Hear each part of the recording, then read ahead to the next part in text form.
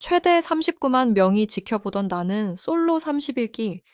라이브 방송은 축제가 아니라 차갑게 얼어붙은 공개 재판장이었다.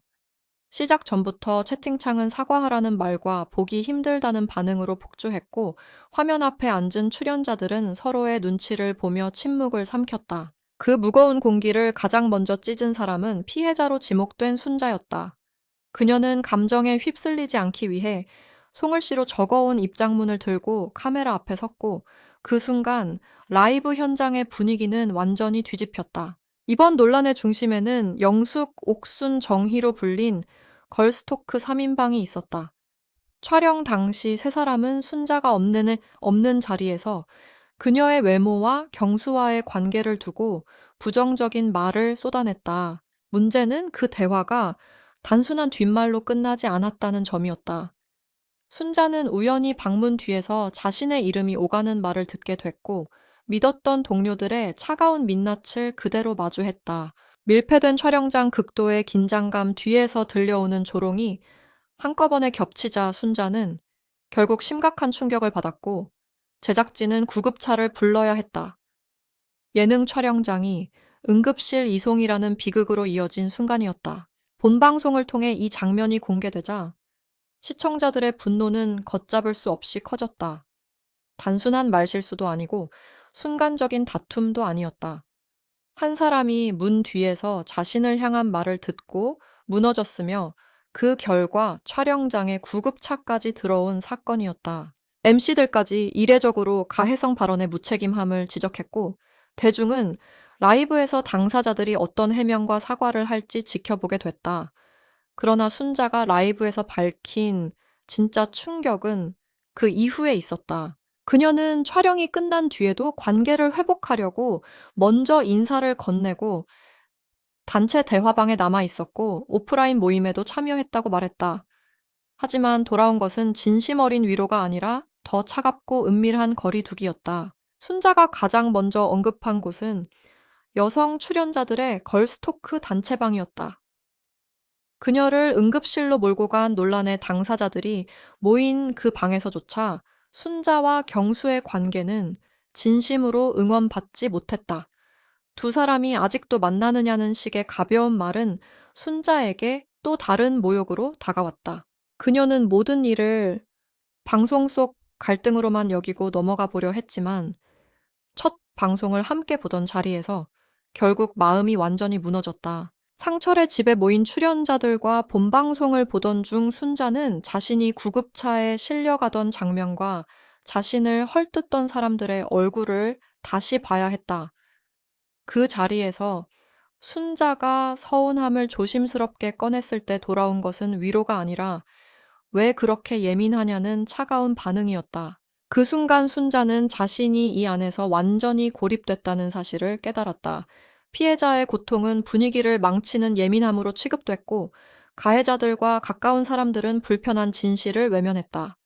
순자는 결국 걸스토크 단체방을 나갔고, 이후 여성 출연자들이 주도하는 사적인 모임에 더 이상 참여하지 않았다. 다만 정희만은 뒤늦게 개인적으로 연락해 진심 어린 사과를 전했고, 순자는 그 사과를 받아들였다고 밝혔다.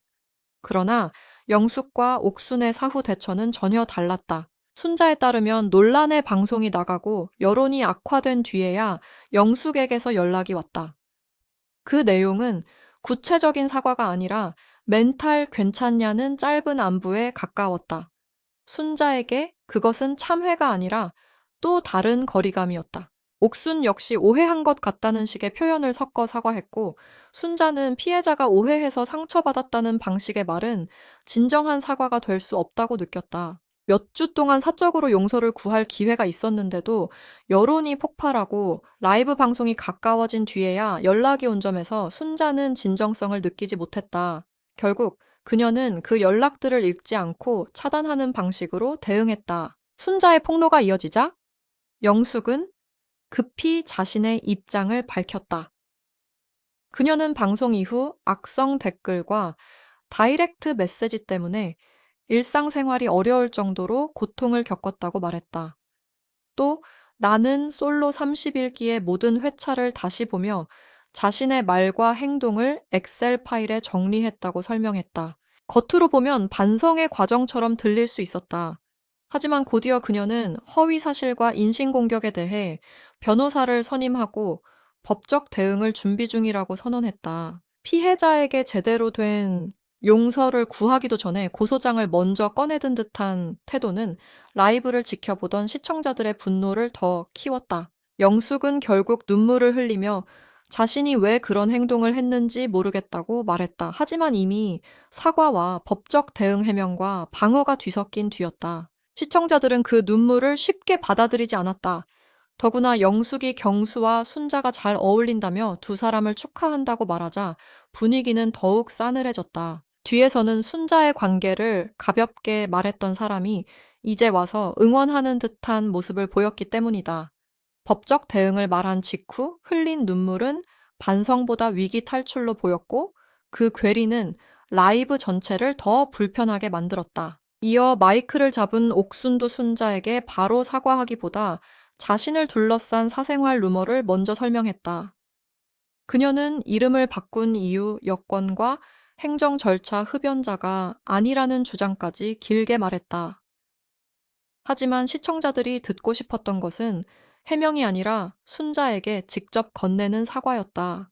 옥수는 처음에는 당사자라는 표현만 반복했고 채팅창에서 순자의 이름을 부르라는 압박이 거세지자 그제야 순자 씨에게 정말 죄송하다고 말했다. 이후 가족과 지인을 향한 비난을 멈춰달라며 오열했지만 38만 명이 지켜보던 현장에서 그 눈물은 피해자보다 자신의 명예와 주변을 걱정하는 눈물처럼 비쳤다. 논란은 옥순의 최종 커플이었던 영호의 부재로도 번졌다. 영호는 치과 진료 일정 때문에 라이브에 참석하지 못했다고 설명됐지만 방송 시간이 새벽 12시 45분이었다는 점이 의심을 키웠다. 일반적인 개인 치과가 새벽 1시 가까운 시간에 정상 진료를 한다는 설명은 설득력을 얻지 못했다. 더 큰 문제는 영호가 운영하는 울산의 개인 치과가 여론의 직격탄을 맞았다는 점이었다. 분노한 누리꾼들은 병원 리뷰창에 별점 1점 평가를 남겼고 불매 움직임까지 번졌다. 결국 병원 측은 평가와 후기를 차단하는 조치까지 취한 것으로 언급됐다. 경제적 압박과 여론의 부담 속에서 옥수는 자신과 영호가 방송이 끝난 직후 거의 바로 결별했다고 고백했다. 최종 선택 당시 울산으로 가겠다며 강한 감정을 보였던 관계는 현실의 논란 앞에서 오래 버티지 못했다. 치과 의사라는 배경과 울산행 약속까지 화제가 됐던 두 사람의 서사는 별점 테러와 비난 여론 앞에서 빠르게 무너졌다. 정희 역시 영식과 좋은 감정으로 만났지만 방송 이후 성격 차이와 가치관 차이를 넘지 못해 친구로 남기로 했다고 밝혔다. 그렇게 나는 솔로 30일기의 최종 커플들은 하나둘 무너졌다. 하지만 그 차가운 분위기 속에서 유일한 반전이 나왔다. 순자와 경수는 현재까지도 예쁜 사랑을 이어가고 있다고 공식적으로 밝혔다.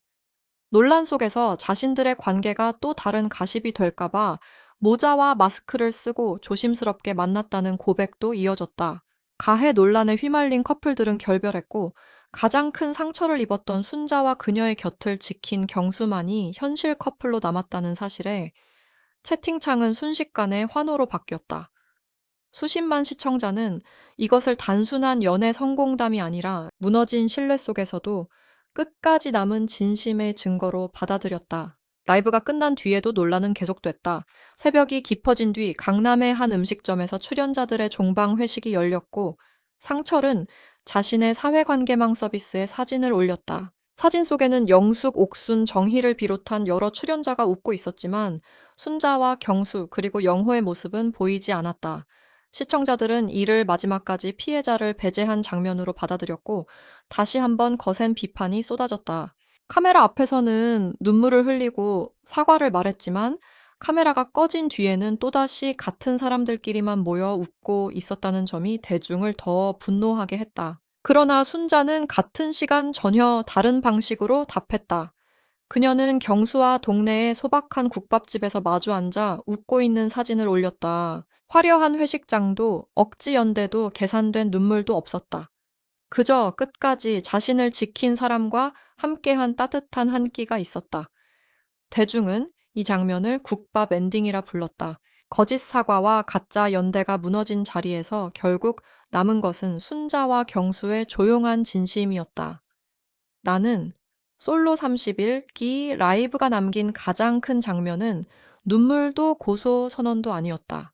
끝까지 버틴 피해자가 자신의 목소리로 진실을 말했고 그 곁에 남은 사람과 함께 가장 단단한 결말을 보여준 순간이었다. 이 사건이 더 크게 번진 이유는 단 하나였다. 출연자들이 단순히 방송 속에서 실수한 것이 아니라 방송 밖에서도 피해자의 감정을 충분히 살피지 못한 정황이 순자의 입을 통해 구체적으로 드러났기 때문이다. 특히 순자가 직접 쓴 입장문을 들고 차분하게 사실 관계를 설명한 장면은 라이브의 흐름을 완전히 바꿨다. 흥분한 말싸움이 아니라 시간 순서와 상황을 하나씩 짚어가는 증언이었기에 시청자들은 더 쉽게 그의 말에 집중했다. 반대로 영숙과 옥순의 해명은 핵심을 비껴간다는 인상을 남겼다. 영숙은 악플 피해를 말하며 법적 대응을 예고했고 옥순은 개인 루머를 해명하는데 긴 시간을 썼다. 하지만 그 모든 말보다 먼저 나와야 했던 것은 순자에게 무엇을 했는지, 왜 상처를 줬는지, 왜 바로 사과하지 않았는지에 대한 분명한 답이었다. 그래서 이 라이브는 단순한 연애 예능 후일담이 아니었다. 39만 명 가까운 사람들이 동시에 지켜본 것은 누가 누구와 헤어졌는지의 문제가 아니었다. 한 사람이 집단 속에서 어떻게 상처받고 그 상처가 어떻게 방송 밖에서도 이어졌으며 결국 대중 앞에서 자신의 목소리로 어떻게 진실을 되찾았는지의 과정이었다. 순자와 경수가 남긴 마지막 장면이 강했던 것도 그 때문이다. 강남 회식 사진 속 화려한 웃음보다 국밥집에서 마주 앉은 두 사람의 평범한 미소가 더 오래 남았다. 사람들은 그 장면에서 계산된 화해보다 조용한 신뢰가 더 강하다는 사실을 보았다. 결국 이번 논란은 누가 더 많이 울었는지가 아니라 누가 끝까지 책임을 피하지 않고 진실 앞에 섰는지를 보여준 사건으로 남게 됐다.